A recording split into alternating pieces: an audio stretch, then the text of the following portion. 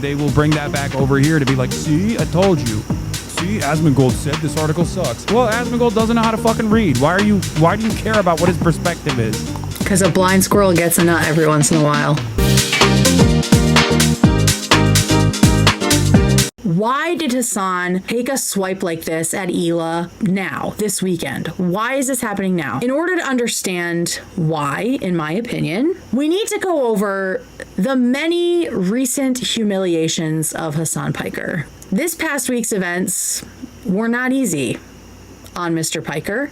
Of course, we have the GQ essay that he got absolutely roasted for because it was just like a disgusting fluff piece. I mean, it was basically like homoerotic fan fiction about him. It was not even, it had no journalistic editorial merit at all, right? So here is Hasan mauling, as the kids say, defending this GQ article against blowback he's getting in the chat from I mean, supposedly his fans, right? People who are watching him. It's not that I think it hurt your feelings, but definitely does not paint a positive view of the general public as someone who should be listened to about politics. You're wrong about that. Meanwhile, this is the article that opens talking about his Calvin Klein boxers poking out of his pants and sweat beads in his hairy chest. Definitely like a politically sound article. People don't like that the articles suffer of terminal that friend has too woke syndrome. Yeah. What the fuck did that say? Only this community will see their favorite streamer get a major magazine article and go, actually, no, this sucks. You shouldn't like this and be happy. I know. But they're wrong. And I think that there's no reason to even go back and forth on whether or not this is negative framing. Hold for him immediately going back and forth on whether this is negative framing. Especially considering that my fucking idiotic, drama-laden haters are probably going to do that over and over again. And the same dumb fucks in this chat that were like, oh, well, I told you this was bad, will then relitigate those fucking idiotic, cynical criticisms because they're fucking jealous. Let's be real. Okay, so now his audience are dumb fucks and fucking jealous of him. These are his audience members. So he's really taking this criticism well, as he always does. And they will bring that back over here to be like, see, I told you. See, Asmongold said this article sucks. Well, Asmongold doesn't know how to fucking read. Why do you care about what his perspective is? You know? Because a blind squirrel gets a nut every once in a while. There's already plenty of fucking relatively sizable communities that literally make it a pivotal part of their content to just like consistently undermine every single thing that I do. I am an experienced media personality. Bro, you make it pretty easy. Like, all you had to do was not include the idea of Hila in that, and you would have been totally based. I have an understanding of how these things work. This is literally my professional job, and I'm telling you, my assessment of this is that this is a very good, very humanizing piece. My completely unbiased, objective assessment of this article about me and how hot I am is that it is a very good article. So there was that. First he gets a lot of blowback about this GQ article, even from his fans, right? And then this might be the most pivotal one. He gets dragged on the H3 show for his weird behavior on Snapchat, where he's getting tons of nudes apparently from female fans, and all of his friends have seen them like multiple times, right? That seems kind of strange, and Ethan called it out, and things kind of snowballed from there. A nude? So was the score like 1, 2, 3, 4 against 1, 2, 3? Now, is this a cute accident? This is the 4th time. On camera. Just on camera. Do you think he's respecting the privacy of these people sending his nudes? Fucking clearly not. He's waving it around for just anyone next to him to look at. And be like, bro, your phone's full of nudes, dude. That's fucking sick. Is that a nude?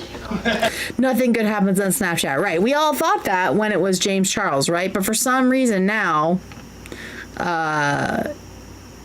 it's okay because it's Hasan, right? And so that's the double standard that Ethan was calling out.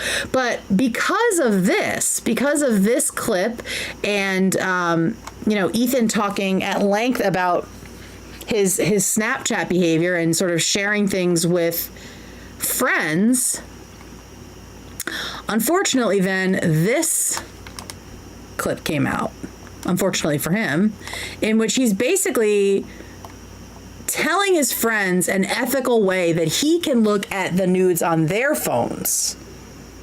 An ethical way to look at nudes that he was not sent. To look at nudes that whoever sent them did not consent for him to see. Okay, So we how agree good on are the something. nudes, though? Huh? How good are the nudes? Dude, they're How good are the nudes, he asks. real. You want to come look? I shouldn't show. I can't. I feel weird. But like, she's like, Yeah, we did not. If on accident, like maybe I'm walking by and I see it, like yeah, like one of those. That's like more ethical, you know what I mean? Yeah, Like, no, it's I feel you're you, I feel directly you. showing it to me, it's unethical.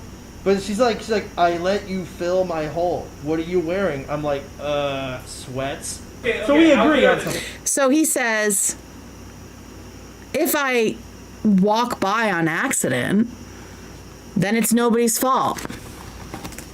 Then Hasan has plausible deniability again. Right? Yeah, it was 3 or 4 years ago. So recently enough.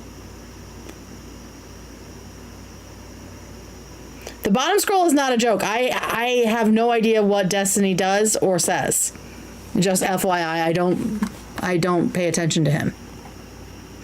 But yeah, so this again is another example of Hasan and his plausible deniability. So this clip surfaces right after Ethan has talked about the Snapchat nudes and the fact that a lot of Hasan's fans have seen these nudes. So there's that.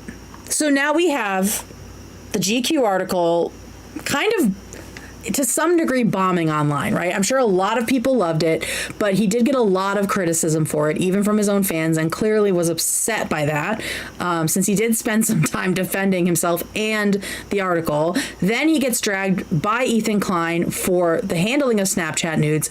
Then, because of that, this clip comes out of Hasan demonstrating the way he tries to maintain plausible deniability in order to look at his friends' unsolicited, like the nudes that his friends were sent, in an ethical way, meaning seeing them by accident.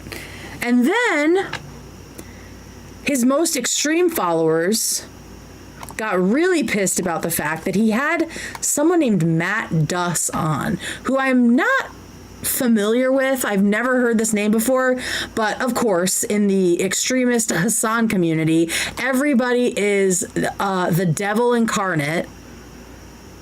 There is like Hasan said, it's black and white, right? So everybody is a Nazi, and so apparently Matt Duss is a Nazi, and Hasan had him on. So this person, who is just such a delight all the time, says, totally reasonable takes all the time. Why does Hasan do cozy interviews with genocidal Zionist Matt Duss, who is one of the most odious scumfuck cunts alive? Can you believe these people? Describing the Palestinian resistance as blood and soil Nazis while playing a key role in spreading the genocidal atrocity propaganda rape hoax. Jesus, take a breath. To progressives and liberals to get their consent for the genocide. But he would never have on people like Aaron Mate, Max Blumenthal, and Ali Abunimah.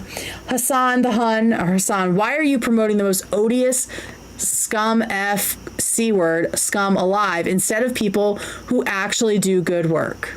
So then they show proof of what a terrible person Matt Duss is, right? And they go on and on and on. So this is being liked and retweeted by tons of people that love Hasan, right? So he is getting pushback from a very extreme corner of his audience. They are very disappointed in him. So that's just adding to it. And even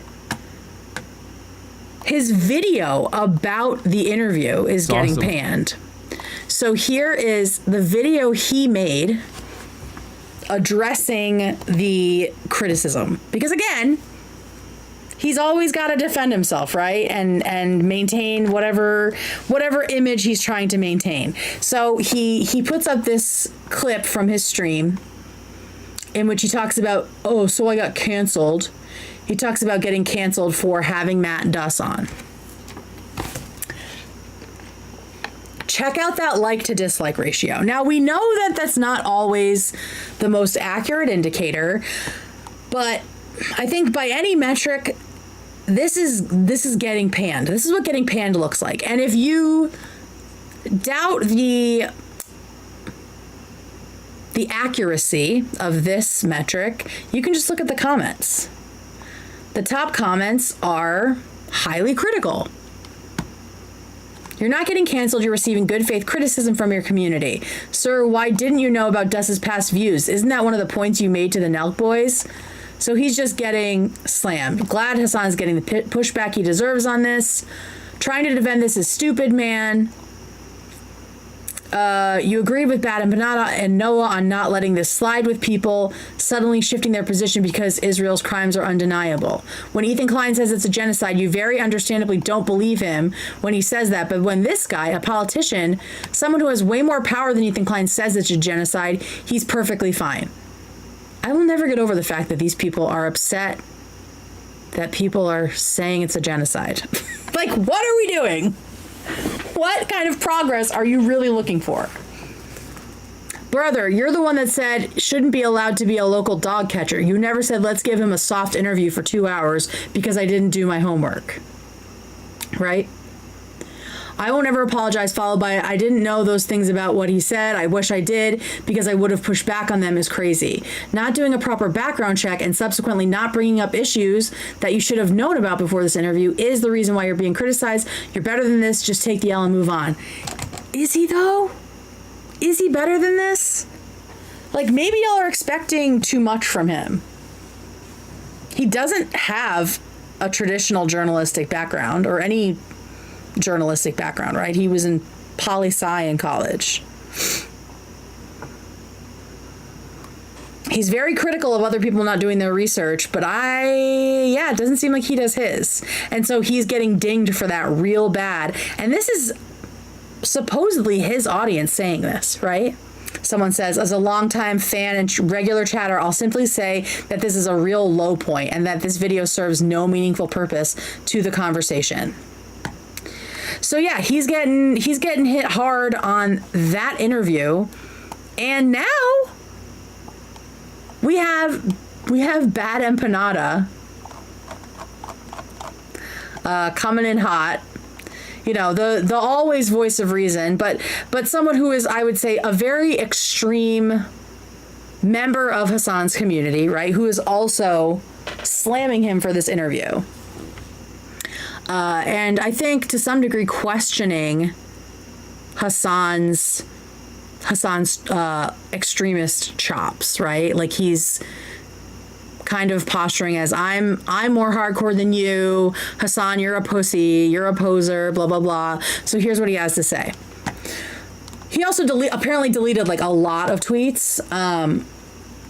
But this is what I was able to grab. Everything would actually be better without Hasan Piker, as his main practical effect is to funnel people to Sanders AOC. God forbid we funnel people to more progressive Democrats, right? But all Democrats are demons. Or another Democratic op of the moment, and thus neuter them entirely as threats to American foreign policy anywhere, not just in Palestine. Hasan's goal is maintaining his own wealth and celebrity. All right, so now he's getting hit. Now he's getting hit for being rich and famous by his own people. That usually comes from the outside.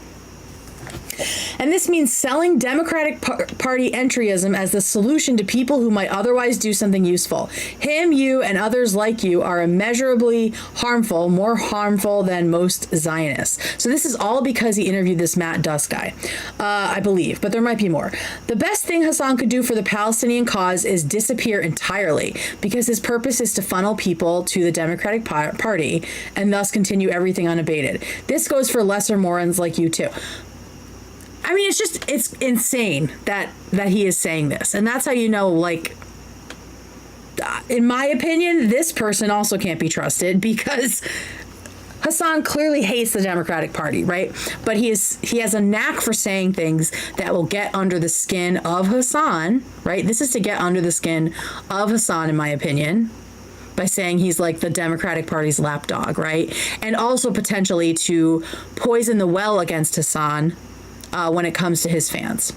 So here he is. He retweeted this tweet that we read, Hasan's latest stream guest. So some more evidence of Matt Duss's politics. Fuck Hasan Piker. This is from yesterday. Absolutely disqualifying until the end of time. Anyone who follows him after this should be considered a Zionist. Please keep in mind, I don't take any of this seriously.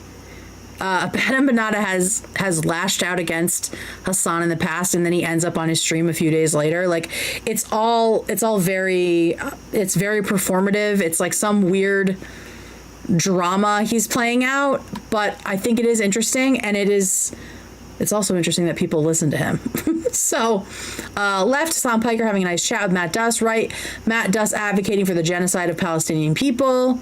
I'm almost positive that's not exactly what he's doing, since Badam Banata likes to exaggerate things. There's no reason for Hasan Piker to boost genocidal Zionists unless he loves their work, and here he is doing it again.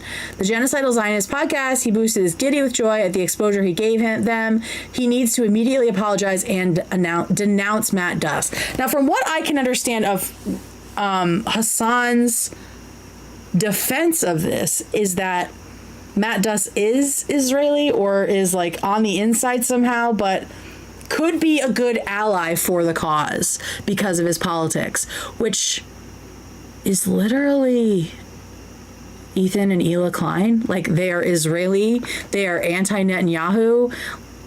It doesn't make any sense. None of this is making sense. These people's behavior does not make sense. It is all just, at this point, feels like posturing.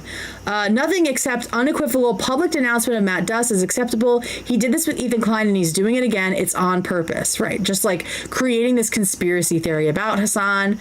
Hasan Piker has never seen a genocidal Zionist he won't platform.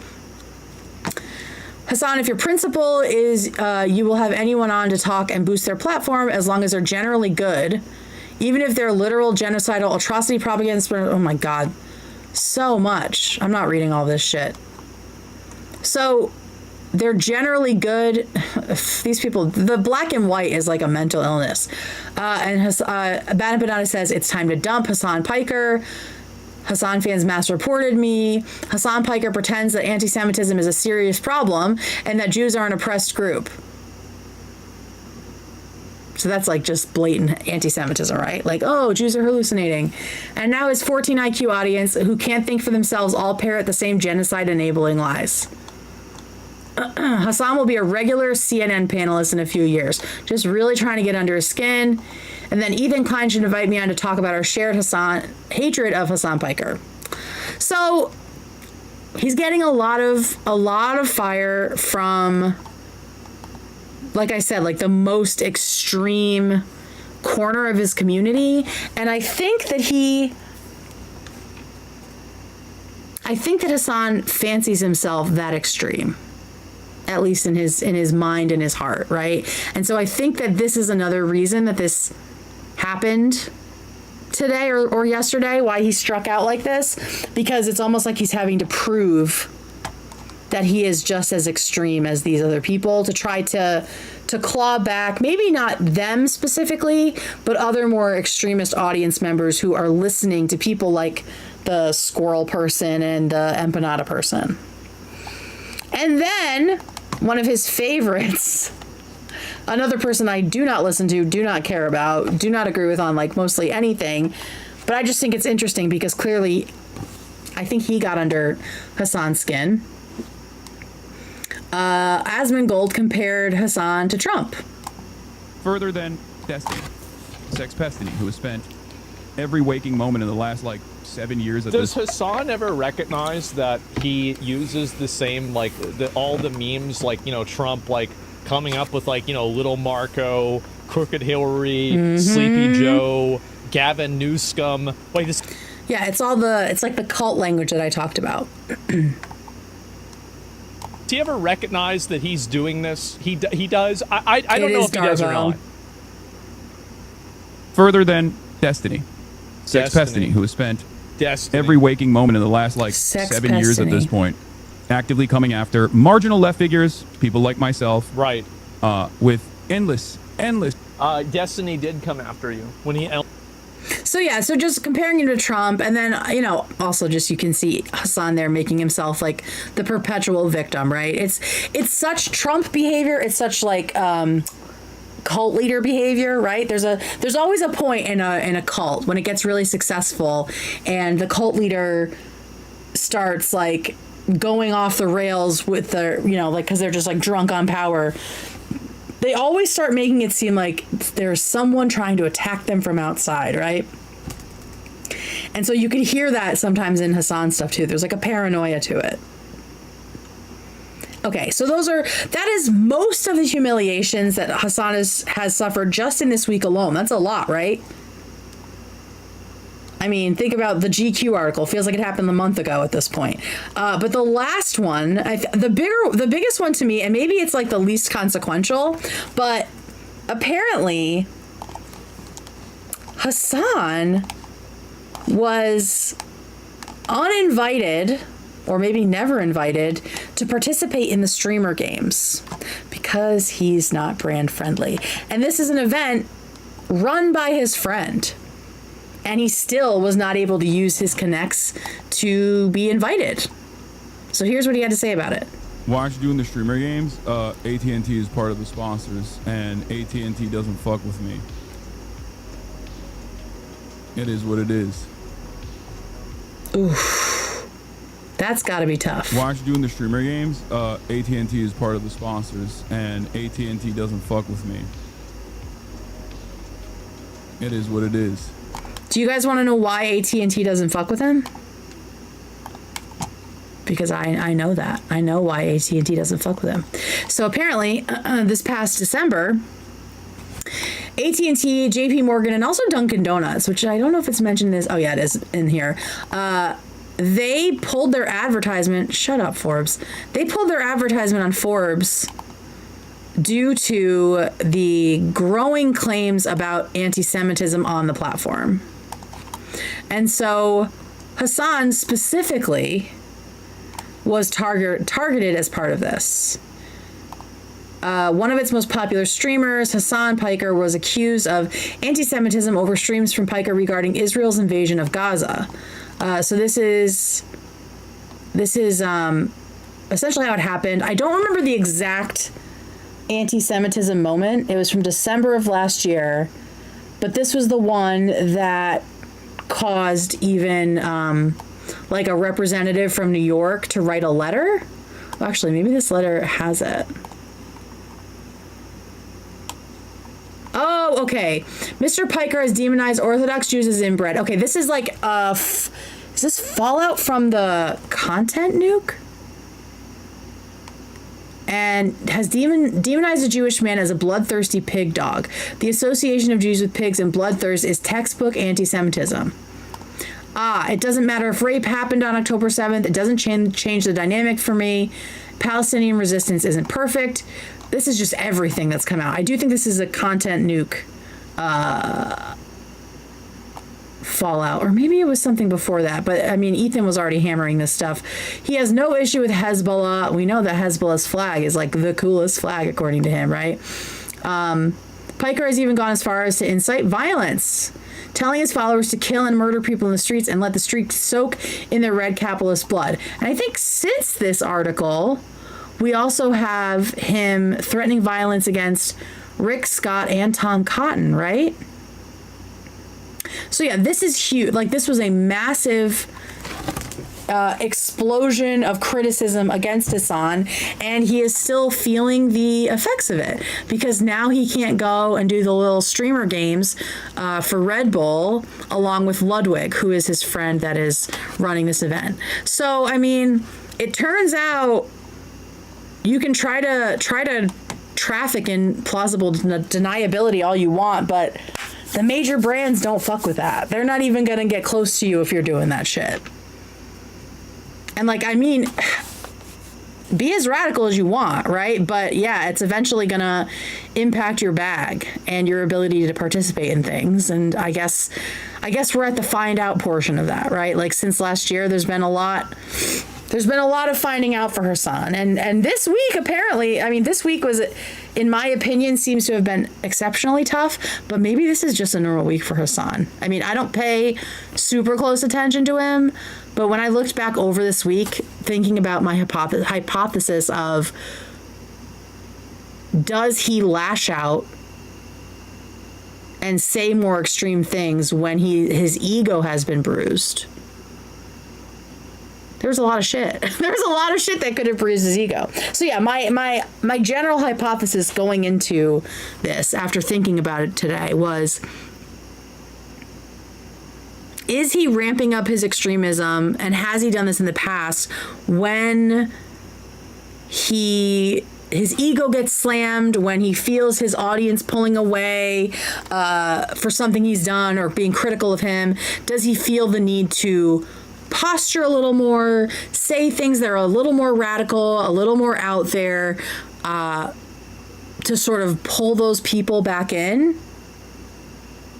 And also, like, reestablish himself as this, like, radical propagandist that he says he is? Like, does he feel like that's being challenged right now?